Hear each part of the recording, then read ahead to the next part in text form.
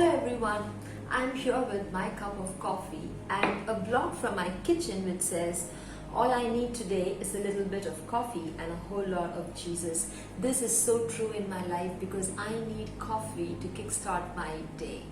And Jesus means everything to me. Last evening I was sitting and feeling grateful of all the love that I received from my family and friends through this course of my life. And I also remembered the void that I felt over these many years in spite of great relationships. And that how one day Jesus came into my life and everything changed. He satisfies me. He meets all the necessities of my life. And that brings us to our morning conversation. God created us primarily to have relationship with Him.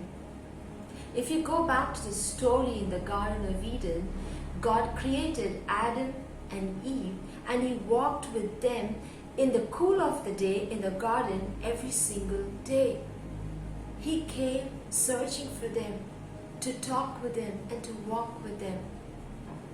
That is our primary purpose for living, to have fellowship with God. Fellowship with God leads us into intimacy with Him. Intimacy with God is when we will know what is God saying and where is God moving, and my heart will ache for Him, for me to follow Him. And intimacy will lead us into worshiping Him. Intimacy leads us into worshiping this God. Many a times in church and in our everyday life, we relate worship to songs and music. It's just a few songs in the beginning of our prayer time and then some good music coming after that. From the Bible we see worship is that and much more. When we embark on this journey with God, worship becomes the submission of our will, of our emotions, of our everything to Him. If we look at the life of Abraham in Genesis, Abraham was just an ordinary person, a man just like us with a lot of flaws. He wasn't perfect, he made mistakes, he lied, he struggled with his life. But when he started on with this journey with God, things changed for him because he started to see the heart of God, the nature of God. He struggled to obey Him and listen to Him and heed to Him in the beginning. But during the course of this time, even as he laid many things of his life and allowed God to fill those areas, it was easy for him to give bigger things.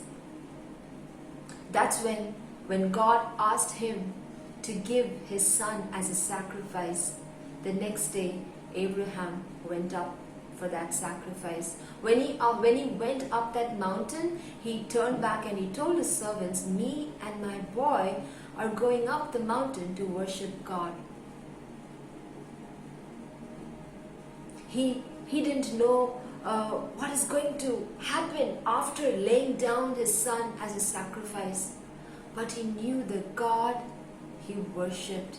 He knew the God that he was intimate with. He knew his heart. He knew his nature. And therefore he was willing to give his only dear loved son. Worship here was costly. Friends, worship is costly. There's something that we have to lay down. David, in his journey with God, said, I will not give anything to God that will not cost me anything. When we want to worship God, we have to lay down certain things. Because God gave His everything for us so that man could be reconciled with Him. God is desperate to have intimacy with man. And that is an extraordinary privilege for us. But we have to lay certain things from our lives. Maybe God is asking us some things from us, but we are giving Him something else. We're saying, God, worship, I'm giving you a great song this morning. I'm going to give you this fantastic music to you. But if you listen closely to Him, He might be asking something else that only you would know. If you see the life of the disciples, they scattered all around the world preaching Jesus because of what they saw in Him. They walked with Him, they talked with Him, they loved Him, and experienced His love in them. And therefore, they were willing to do anything for Him. Intimacy with God followed by this worship will cause us to do the unimaginable. In John 15, Jesus says, "Remain in me and I will remain in you." In another version it says, "Abide in me and I will abide in you." How glorious is that? How extraordinary is that? That God wanting to abide in us and we abiding in Him. This is like a dynamite combination. The disciples were world changers. They changed the world. And here God is calling us to do the same. For you, it may not be a big thing, a big task or a small task. It doesn't matter as long as we say, God, remain in me. And I want to remain in you. I want to pursue you. You're the one that matters. I want to pursue you. I want this intimacy with you. And then you will see the changes and transformations that He will first do in your life and then through your life.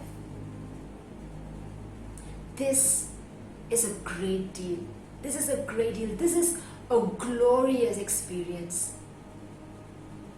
Worship is first and foremost is about Him.